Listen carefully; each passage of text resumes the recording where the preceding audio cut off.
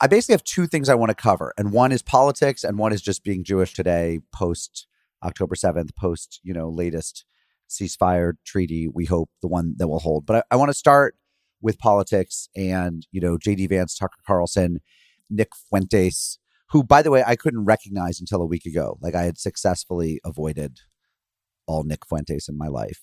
Probably you didn't have the good fortune to do that.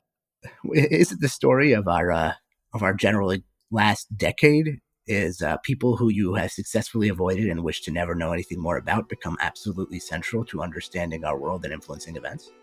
It's baffling. It's truly baffling.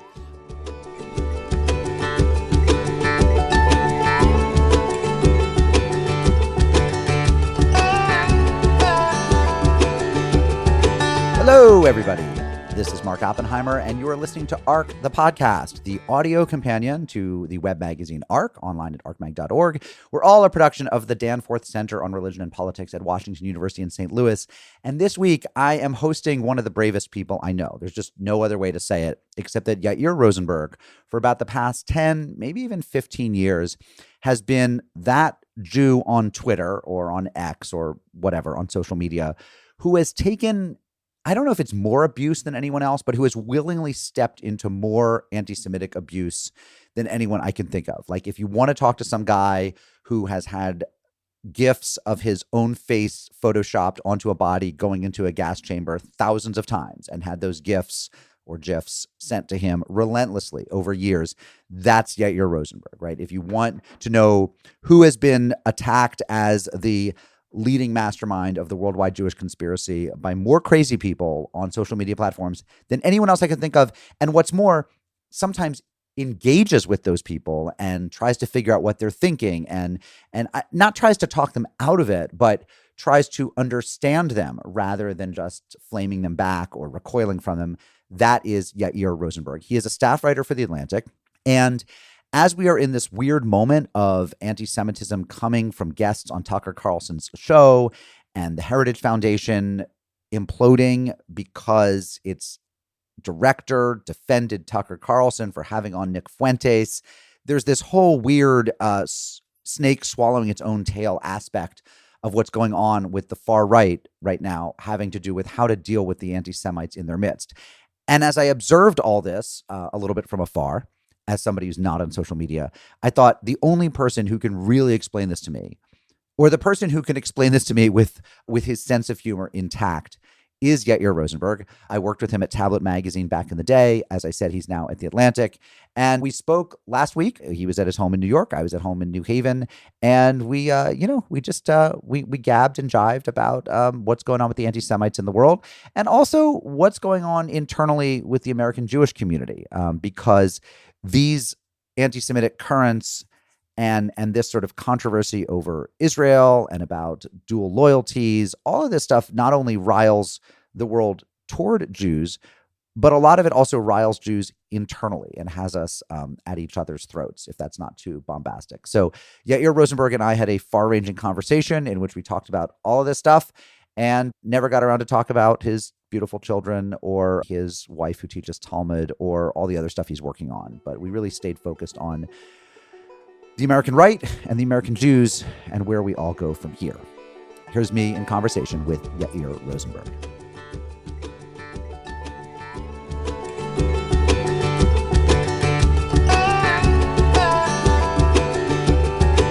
So, we're here maybe a week after the Heritage Foundation semi-imploded over their president defending his friend Tucker Carlson, who had platformed, Nazi sympathizer and Holocaust denier and Hitler admirer Nick Fuentes. And the whole question of anti-Semitism on the right is all of a sudden kind of inescapable. I guess the first thing I want to ask you is there anything about this that you feel that the main narrative that most people are getting gets wrong? Like, are there assumptions that I or my fellow not paying so much attention friends have about J.D. Vance or Tucker Carlson or Nick Fuentes that are just like batshit stupid and that should be corrected? So I don't know. Everyone has different ideas, so it's hard to say these people are wrong. It's a generalization. But I would say the attention part is a key thing here, which is understandably most people were not paying such detailed attention to anti-Semitism on the modern American right, on the rising new right. But if you had, every single thing we've seen was entirely baked in and entirely predictable years in advance. If you were paying close attention to the right and people on the right who care about anti-Semitism, right, they've been warning about this for years. They said, I've seen this happening in real time.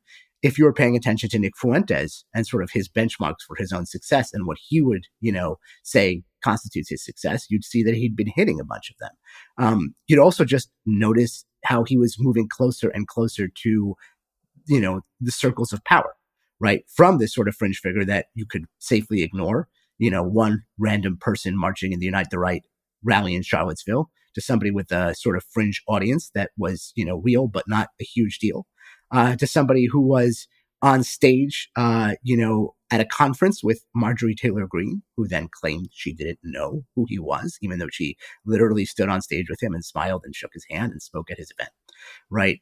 To someone who's having dinner with Donald Trump at Mar-a-Lago with Kanye West, right? You just watch each bit of this, and then eventually, suddenly, he's being interviewed on Tucker Carlson's podcast, the probably most influential voice on the modern American right. All of this is been going on. It didn't just suddenly fall out of the sky. And I wrote an article in September 2023 called "The Anti-Semitic Revolution on the American Right, or the Rising American Right."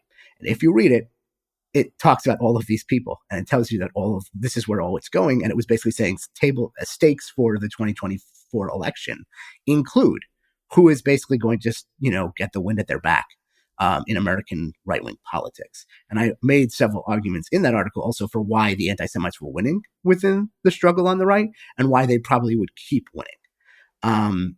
And so it's less that anybody got anything wrong and more that I think that there's a natural inclination in contemporary media spaces to care about left-wing anti-Semitism, which is extremely real, and I've also written about it. But I think the reason that happens structurally is that today's media outlets, legacy media outlets, are largely servicing liberals. And so the people who are writing them and the people who are reading them are particularly interested in themselves and the controversies happening and roiling their own communities. There's a lot less insight, a lot less visibility into what's going on in the bowels of the American right. But since October 7th, and I wrote this in that piece, the exact same, struggle over the role of Jews, right? Debates over Jewish influence, Jewish power, right? Often underneath the cloak of criticism of Zionism, but pretty thinly veiled, right? All of that kind of stuff was going on the right just the same. And it's only just recently exploded into view such that it's now headline news everywhere. But again, people on the American right knew this, and people looking closely knew this. And so it's sort of an example of, people often see the lightning and comment on that, but they miss the gathering storm. And so that's what I would say is my thought on that. As I've read some of the folks on the right who all of a sudden are paying attention because they seem to actually be startled, I think, by Tucker Carlson's having Nick Fuentes on and then the Heritage Foundation defending it. And all of a sudden, some of them, like at National Review and at First Things, seem to be taking it a little bit seriously. And yet, and I don't have any of the articles in front of me at the time or at the moment or any of the editorials, but some of the pieces I've read decrying anti-Semitism on the right, first of all, they never take on Trump, and they never say if Trump put his foot down, it would help. They seldom take on J.D. Vance. And they also tend to blame, there's a move that some of them make where they blame liberals, and they say this all goes back to kind of critical race theory, postmodernism, Foucauldianism. Once you let go of the idea of objective truth, which was a liberal project, then all of a sudden you can say anything and people will believe it. So actually this is really a pathology of the left. That if we get back to a pure, conservatism, this would be impossible because pure conservatives are about empiricism, or about truth, or about, the great books, and not, everything from Foucault and Kristeva and whatever, and Lacan onwards. So I'm seeing like various forms of denial, which really dispirit me. Do you think I'm right about that? Or do you think is there a real reckoning going on the part of some conservatives that, holy cow, there are lots of anti-Semites in our tent? So to take that last little bit, I haven't seen that as much. I think that's a hyper-intellectualized deflection that I'm sure some people engage in. But of course, that's a real thing. The idea that like true conservatism can't be anti-Semitic. exactly the same as true progressivism can't be anti-Semitic. It's the phrase, there is no room in the movement for anti-Semitism, a phrase that only gets uttered when the people are in the room, which is why you had to say it. And we see this, I collect politicians saying this on the left and on the right about it's the no true anti-Semitism. Scotsman fallacy. Yes, you know that? and other prejudices. So, I just, let's dispense with that as kind of, it happens on all across the spectrum. But the other part about how let's not talk about that there are people at the top who have either enabled this through neglect or through unwillingness to challenge it, right? Or through active participation, depending on which way you look at it and which person you're talking about. That's been a traditional way of criticizing Trump without criticizing Trump. You never actually named the guy. And Donald Trump himself has a much more complicated relationship to anti-Semitism and Jews than, say, Nick Fuentes, who just hates all Jews interpersonally and as a conspiratorial actor in world events and American politics. Donald Trump is, somebody who believes a lot of anti-Semitic ideas and tropes as other, bigoted tropes, but he sees them as positives. The Jews are good at business. I want them to be running mine. They're good at, legal shenanigans. I want them to be my lawyers, right? The Jews look out for their own self-interest, right? But that's what everybody should do. So I want those guys on my team. That's sort of how he relates to it. And when he criticizes Jews, he often criticizes them for not conforming to those anti-Semitic self-interested stereotypes, mainly progressive and liberal Jews who won't vote for him. So this is a long-standing thing with him. It's like, it's philo-Semitism in the sense of a philo-Semite is an anti-Semite who likes Jews, right? That kind of concept. And so that's how he perceives it. And therefore he is not out to get Jews in any particular way, but he talks about Jews in a way that activates all the people who think about these ideas in negative senses. And then he has a general principle, which is no enemies among people who support me, no matter what other views they hold, right? If you're on my team, right, then I will basically have dinner with you. And that's how you end up having dinner with Nick Fuentes, right? Because Kanye West came along and he was a Trump supporter and he brought Nick Fuentes along, right? And probably Trump didn't actually know who he was, but the idea was he didn't afterwards condemn directly Nick Fuentes' ideas, right? Because again, all these people are part of the team. That means they're also going to start working in politics and in your administration and all of that kind of stuff. And that began in 2016. And every single step of this way, right, you're moving these people who were formerly fringe closer to the centers of power. And eventually Trump either dies, right, or leaves office. And then those people will all still be there, right? And then you have someone like J.D. Vance, right, a vice president who wants to inherit this movement, who has to figure out how do I negotiate the fact that our movement now contains a lot of these people. And J.D. Vance is very much a politician, right, and very much capable of finding ways to try to broker and negotiate all these sorts of tensions in more malicious or less malicious ways. And that's going to be a huge story, right, I think, for American politics, is what he tries to do. If you look at some of the voices, I'm just saying one more thing. Yeah, right? sure. Roger recently wrote a piece on this stuff. Chris Rufo has been writing about this, both of them critical of anti-Semitism and Groyperism and Fuentes.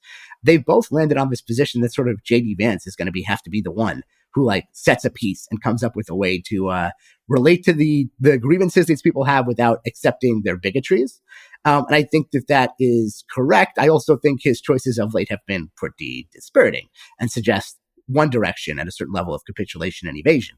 But that's definitely something that the right has been talking about. They've gotten to the point where Vance is going to be the guy who has to figure this out. I have to say, I was reading your piece of earlier this week or last week about all of this and about how, and you talk about Vance as this extraordinarily effective communicator. What I remember from the last election was when he would stop in at restaurants, he never knew what to order. He was on the campaign trail, he was kind of hopeless, that he's sort of he is neither a sort of a beautifully effete, decadent, cultured, urbane snob, nor is he a real person of the man of the people at this point. He's just a kind of shell of a politician.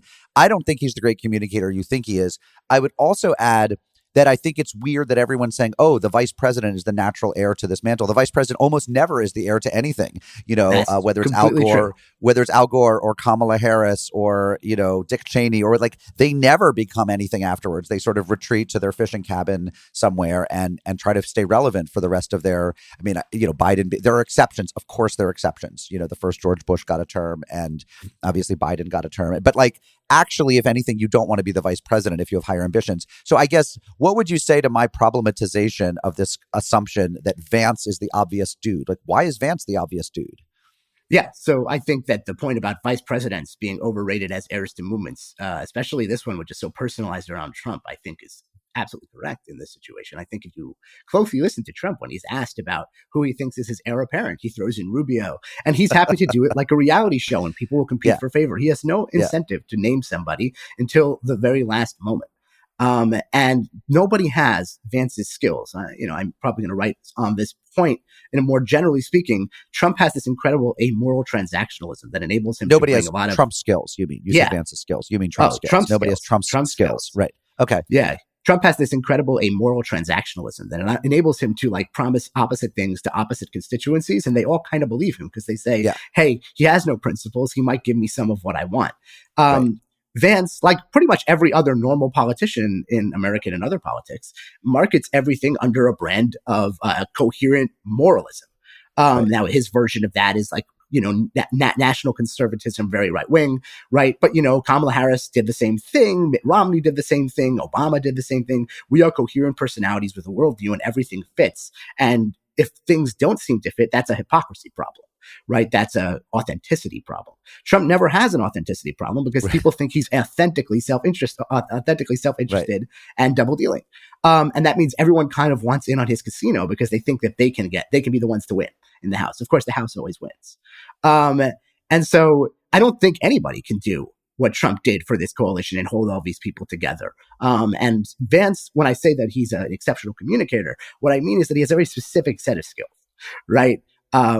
Which is not going into a diner and hobnobbing with people.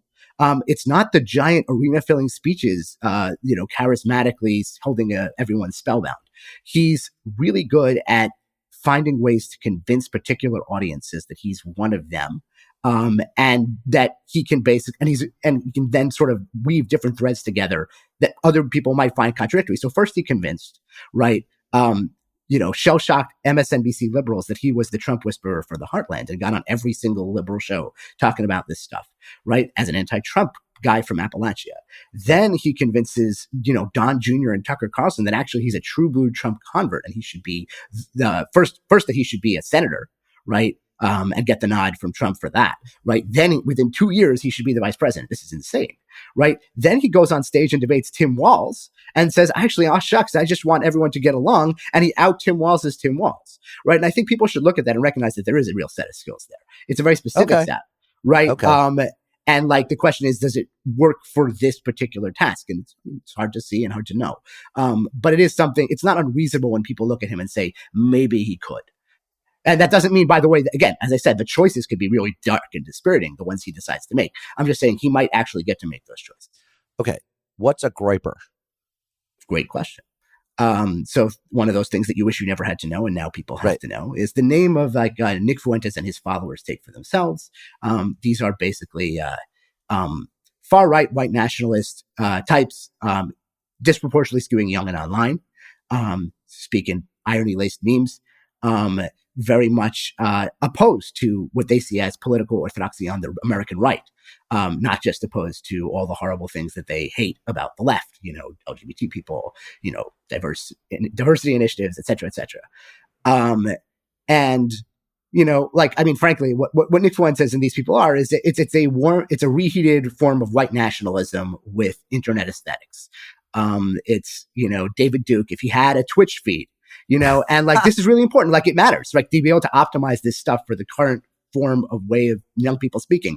But it is not fundamentally in worldview very different from anything that white nationalism has been saying for decades. I'm going to take a quick segue for a second. I don't know a soul. I don't know a man my age, 51 or 40 or 30 or 20, who is heavily online and whose worldview comes from online influencers. I guess I live in a very specific space where I don't encounter them. Do you know anyone like this?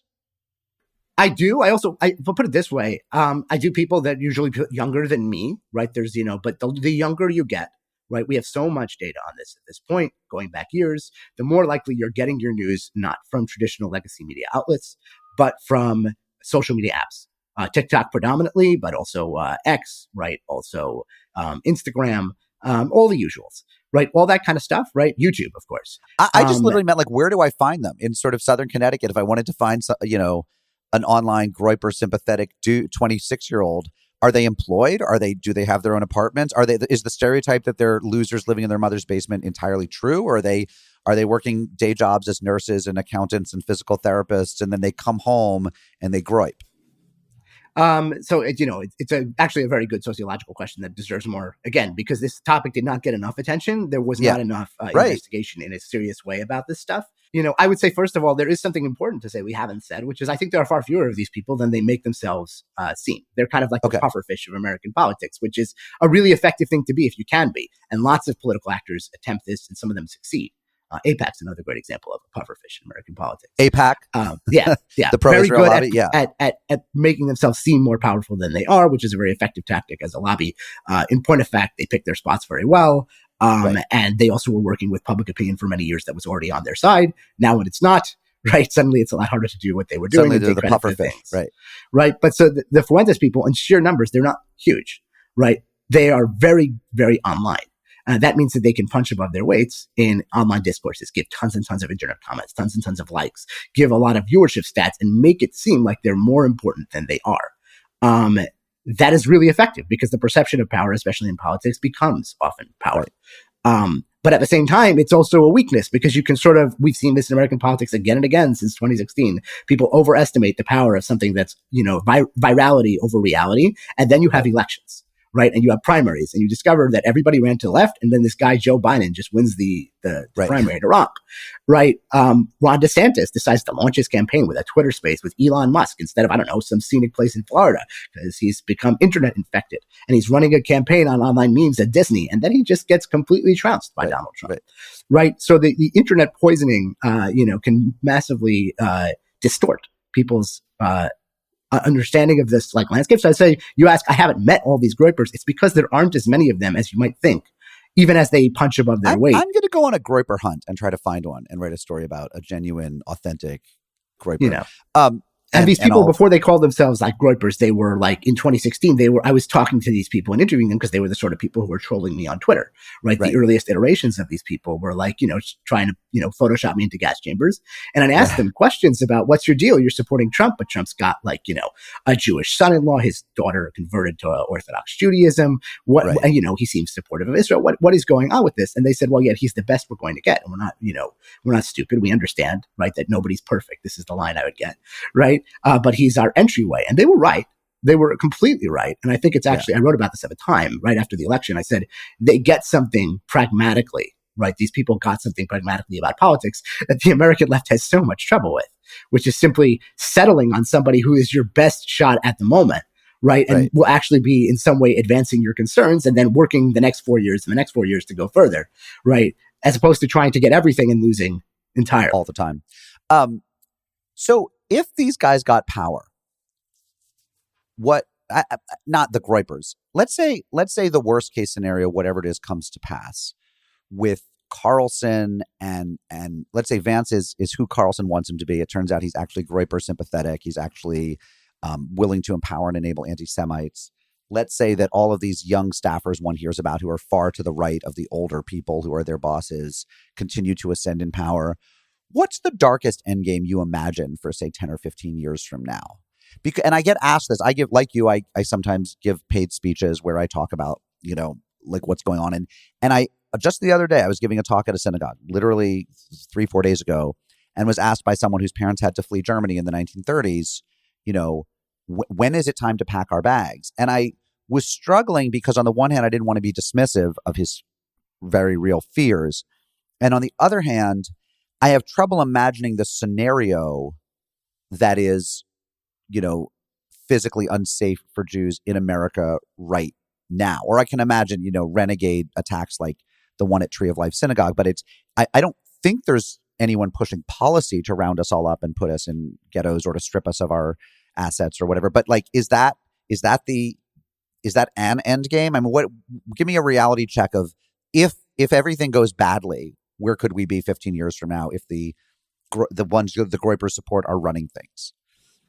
As someone who has reported on a lot of extremist political movements that have been ascended over the time I've reported on them, my general rule of thumb is if you want to know what they're going to do in power, You should just listen to what they say or Right. not. And Right. look very carefully at what they coalesce around and what their general game plan is, because extremists mean it, right? Politicians are one thing, and people in the normal center left and center right are one thing, right? These are people who have a certain level of flexibility, right? And certain levels of guardrails and restraints, right? Extremists, they know exactly what they want, and they will impose it if they have the opportunity, and they will push everything to get there. So I say that in context of, say, Israel, where if you were paying attention to, say, Bezalel Smotrich and his longstanding manifesto about what he wanted to do, right? He has been very successful at moving Israel in that direction since gaining any sort of power. All of that, these people were not hiding it. So in the United States context, if you look at current right-wing discourse, it has coalesced in a sort of what might seem like a jokey or ironic way, but I think is genuinely held by a certain group of people around this idea that we should denaturalize and deport people who we see as subversive threats to the body politic. And today that often centers around, leftists, and particularly leftists of color. You'll see a lot of people pull this card on, say, Mehdi Hassan, the very left-wing political commentator who was an immigrant from Britain, and say denaturalize and deport. But they've talked about, let's deport these people, right? Once we're already engaged in this, that Trump is already doing, right? Mass deportations and using all sorts of powers to enable that and redirecting so many resources towards this. It naturally then says, well, who's within that circle of people that we're going after? And how far could we take this? Now, in practice, none of that stuff's happening now. They're not deporting Mehdi Hassan tomorrow. But this is now a part of the discourse. This is now how they're talking. So if you're telling me what's our worst case scenario, I don't think it's necessarily physical violence so much as you become one of the targets. You, the Jews, are subversives, right? You have all of this power and influence, and you use it for ill, for Israel, for leftist causes. And now we're going to start expropriating maybe some of that, but we're going to start deporting people we don't like. Right, we're going to expand the circle of deportation, so to speak. And presumably they would extend. Presumably they would extend that even to people born here. It wouldn't just be. Oh, that's what I'm saying. They say denaturalize and deport, right? Exactly. And then, the idea is basically, yeah, you'd have to revise the Constitution. I mean, it would be a constitutional amendment changing the criteria for citizenship.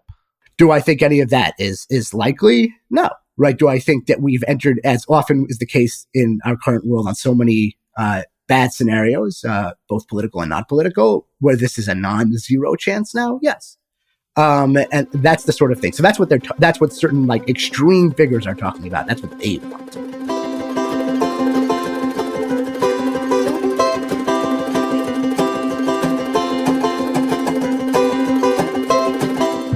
Thanks for listening to the first part of my conversation with Yair Rosenberg. We'll be back in a moment, but while I talk into your earbuds, why don't you go and subscribe to the show, rate this show, review this show, and do what you can to spread the word. We are so grateful to have you as a listener.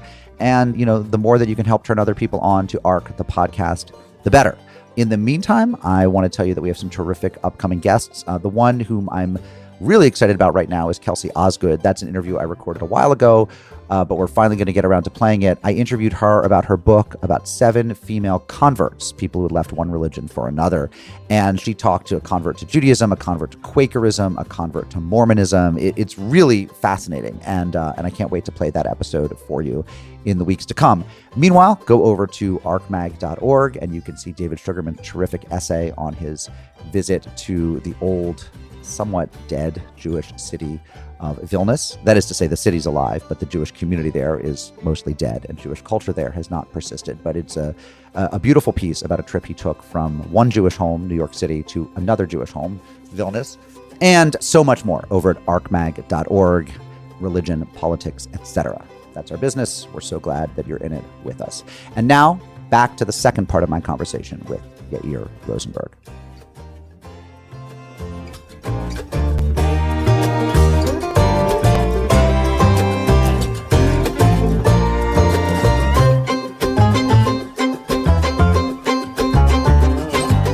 What do you think of Mamdani? All of a sudden now I get asked this a lot. I haven't paid a lot of attention to the New York mayoral race because, unlike many New Yorkers, I think there are cities other than New York.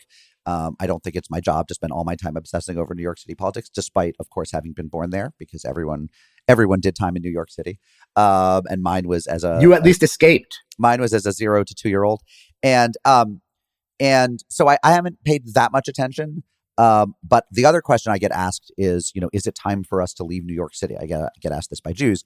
And again, I have trouble getting to a scenario where I don't think Mamdani is going to have policies that involve denaturalize, stripping the Jews of New York City citizenship or their property, nor do I think he's going to tell the police to stand down on anti-Semitic crimes. My hunch is, if anything, it would be the opposite right now, that he's trying to prove that he is highly sympathetic to the concerns of the very numerous Jewish New Yorkers. But maybe I'm being Pollyannish. I don't know. What do you think he thinks about Jews, and what do you think his mayoralty will mean for them? So I haven't had the opportunity to talk to him or meet him, and I certainly can't see into somebody's heart or mind. Right. I can only judge by, therefore, the same sort of, so the rhetoric, the history, and the campaign that was run. And like you, I do not think that he has any desire for there to be violence against Jews or Jewish institutions. I think that would be catastrophic just for his mayoralty. I think no mayor wants anything like that. I think that he is an ardent anti-Zionist in a way that is fundamental to his political journey. He was also not the center of his campaign for mayor at all. Andrew Cuomo wanted to make it the center of the campaign, which was bizarre since people are not voting on Israel in New York City mayoral election. So you're spending all this time on an issue that is not determining people's votes.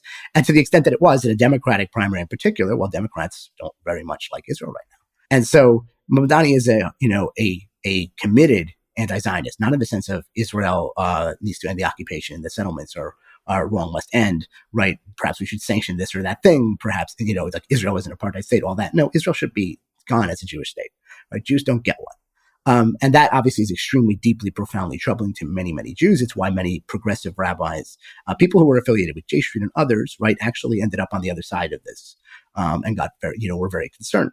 And again, but this is not in any way since that he has like animus towards Jews, right, in New York, or wants anything bad to come to them.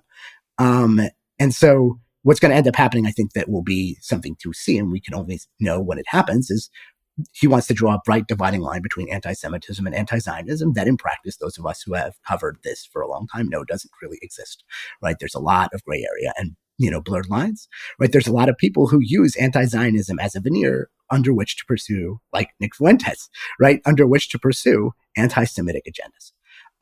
And so how you reckon with that, especially since by winning as a proud anti-Zionist, whether this, despite this not necessarily being his intention, Mamdani will have energized certain people who think of themselves as just anti-Zionists, but are in fact also anti-Semites.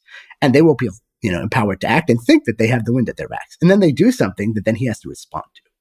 And then we will learn what exactly he, how he sees himself in this space and what he's made of. But I think people who the sort of the fear-mongering campaigns that were done against him, the late associations of him with 9/11, all of that kind of stuff, right, was just, obviously fundamentally, disingenuous, wrong, and also just sort of was completely missing what any of the issues were on this topic, right, which is not, wanting violence towards anybody. But rather whether or not, the coalition that he brings into power, right, and the sorts of ideological constructs he has around anti-Semitism, whether they're fit for purpose on this issue. And we'll find out. So that brings us back to the Jews, actually, because there are lots of Jews who voted for him.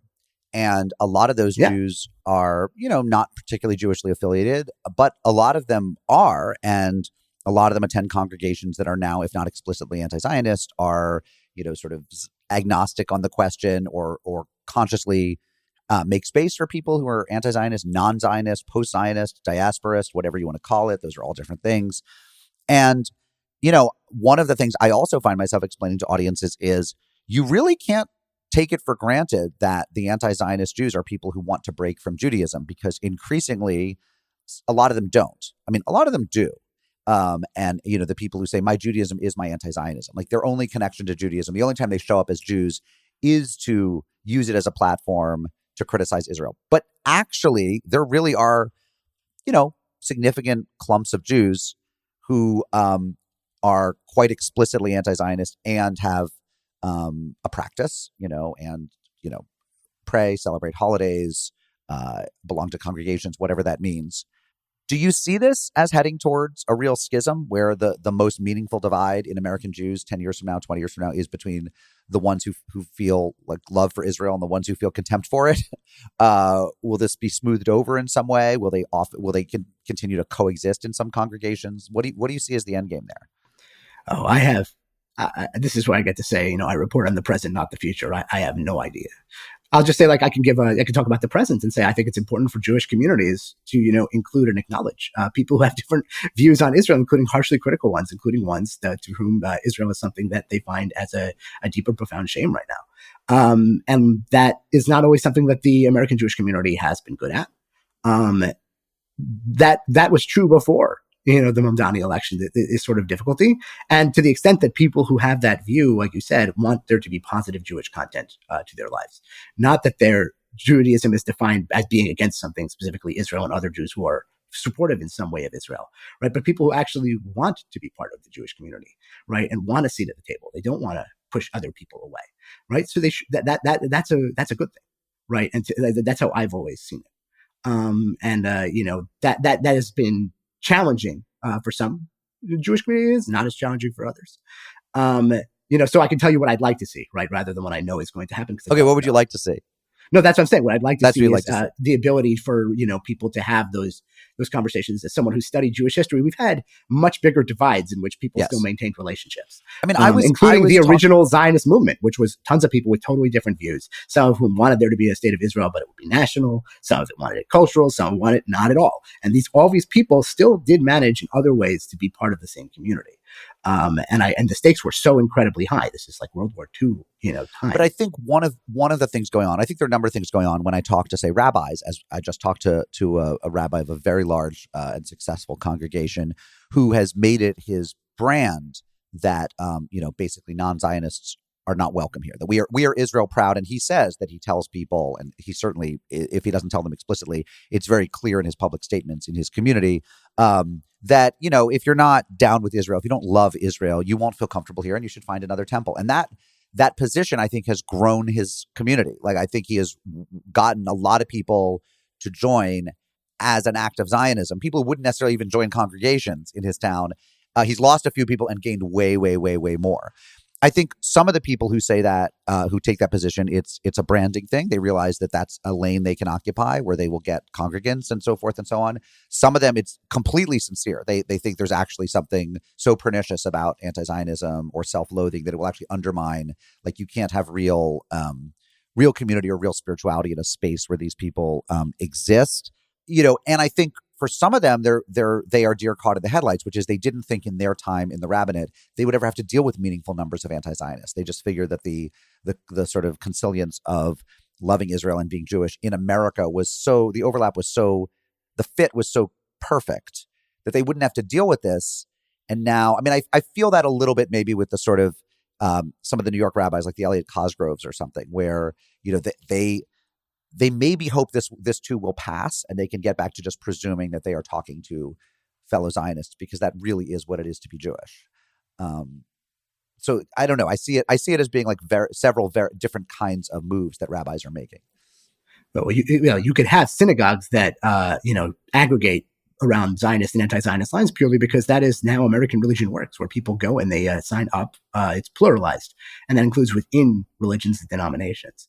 And they find the place where people are like-minded. And that's happened with political sorting and all sorts of things in Christianity as well, as you know well, better than me in your reporting. That doesn't mean, though, that there aren't other ways that these communities can interact and have, that can be one way that you divide. And then in other ways, there are other things that these Jews do together. In some sense, I always feel that the perfect Jewish community is the one where it's big enough that everybody who needs to do their own thing can do their own thing, but small enough that everybody still knows each other. Which is why coastal Jews have a real problem, because there are too many Jews on the coasts. And so whenever you want to do your weird thing, you can find a large enough group that you never have to talk to any of the other people. And so what you want is you want to be able to do your thing, but also have to be together with the other people for other things.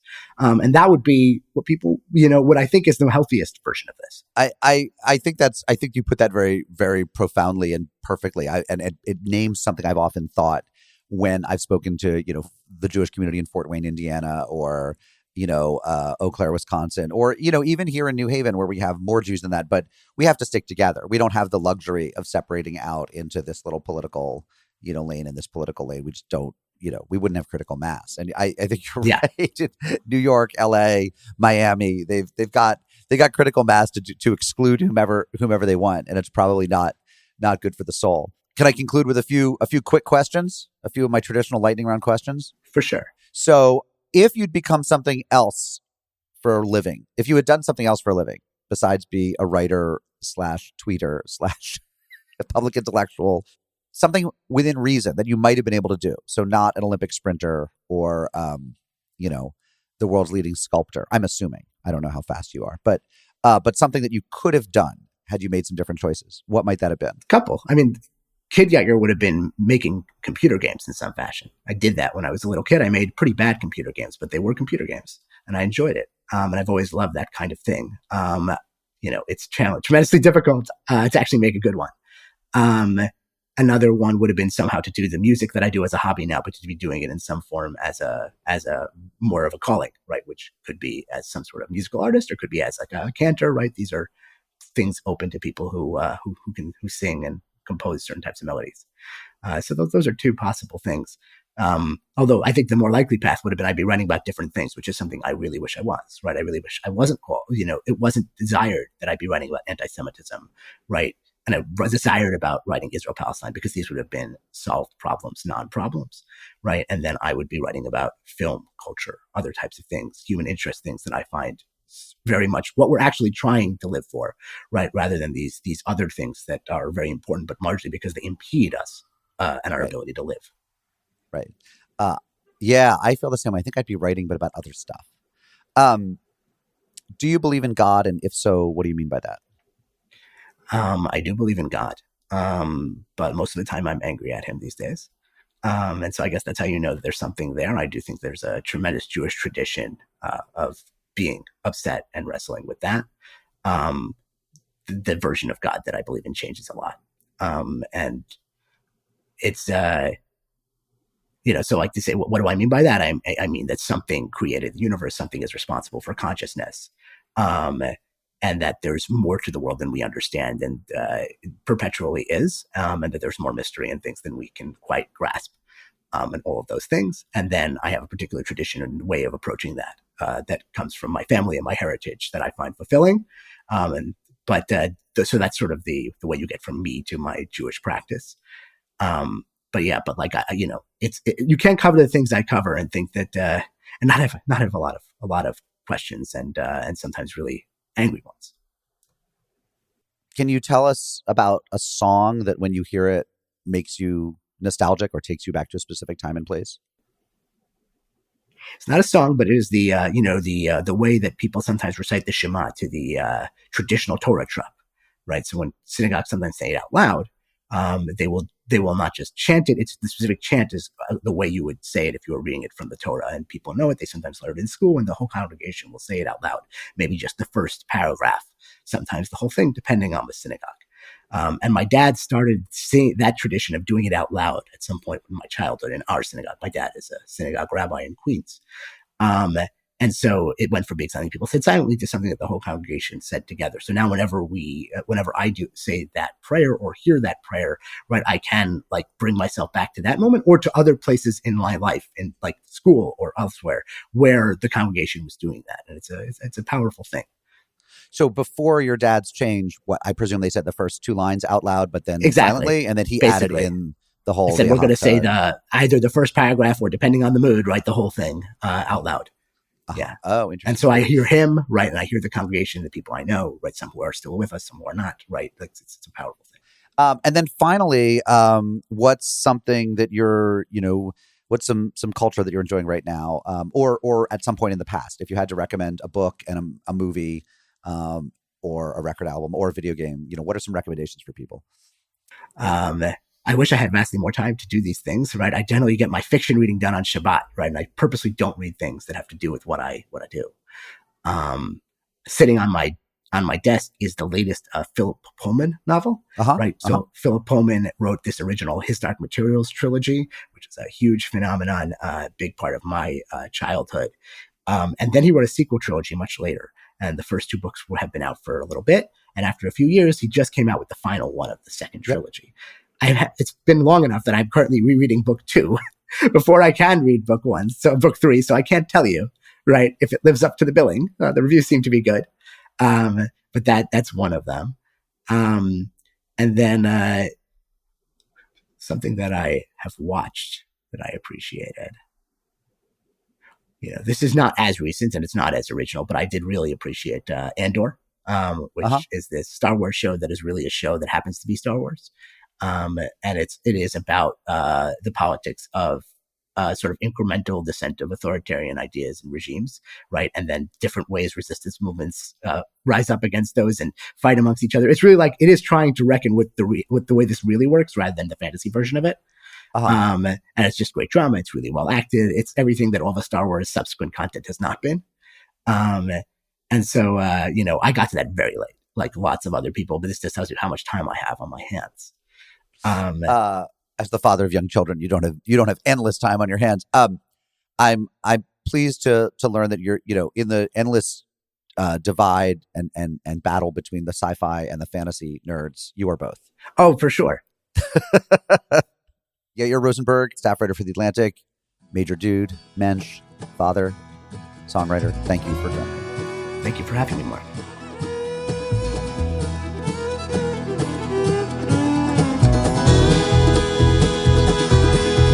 That's me talking with Yair Rosenberg. You can find him on Twitter, other social media platforms, and always at theatlantic.com. That's where he writes his newsletter called Deep Shtetl, a play on deep state, if you get it, Deep Shtetl, and longer pieces as well. So check out Yair over at The Atlantic magazine. It's time for celebrity birthdays. Why do I do them? Because when I was growing up and I listened to Morning Zoo Radio, they did celebrity birthdays, and I feel like we should know. November 21st, Goldie Hawn has her birthday. Scarlett Johansson is November 22nd. Of course, also the day that JFK was shot. Miley Cyrus is November 23rd. Christina Applegate, November 25th. Tina Turner would have had a birthday on November 26th, but of course, she's no longer with us. Jon Stewart, November 28th. And the divine Bette Midler, December 1st. Fun fact about me, when I was an infant in New York City, my dad and some of his straight male friends used to go to the Continental Baths, the famous gay bathhouse, to see Bette Midler perform, which is pretty much the coolest fact I know about my dad, who's a cool dude. He's a cool cat. But the fact that he and other straight male friends in the mid-'70s had both the confidence and the interest in cool pop music. I mean, Bette Midler was not a superstar at the time. She was a kind of underground phenomenon with a huge gay following. The fact that they had all that and would go see her at the Continental Baths is just a kind of mind-blowing fact about my dad and who he was in 1975, 1976. Anyway, she was born December 1st, 1945. Religious holidays coming up. The Presentation of the Blessed Virgin Mary is November 21st. In the Sikh community, the martyrdom of Guru Tegh Bahadur is November 24th. Of course, Thanksgiving observed here in the United States on November 27th this year. So whatever faith tradition you come from, it is the American civil religion that we have days of Thanksgiving. They used to proclaim more of them than they do now. And I think we should go back to having the president proclaim national days of Thanksgiving. That would be super cool. Meanwhile, you can always observe just the big old national holiday of Thanksgiving in late November, and maybe take some time this year to think about what you're thankful for. I think that's a nice practice, and I try to do it on Thanksgiving. I have a lot to be grateful for myself. I hope you do too. Send me an email at mark.o@wustl.edu, wustl.edu, and I would love to read your letters on air. Recommend guests for me. Give me feedback. I love hearing from listeners. ARC, the podcast, is a production of the John C. Danforth Center on Religion and Politics at Wash U in St. Louis. Our director is Abram Van Engen. I'm also very grateful to Deborah Kennard, Sherry Pena, Mark Valeri, and all my colleagues at the Danforth Center. ARC, the podcast, is hosted by me, Mark Oppenheimer. The producer is David Sugarman. He edits the show. We're grateful for the intern help of Caroline Coffey, Avi Holtzman, and Ben Esther, a terrific team. We are online at arcmag.org, and you can subscribe to us on all of your favorite platforms. Until next time, I wish you much Thanksgiving. I'm Mark. See you again soon. Mississippi Delta, shining like a national guitar.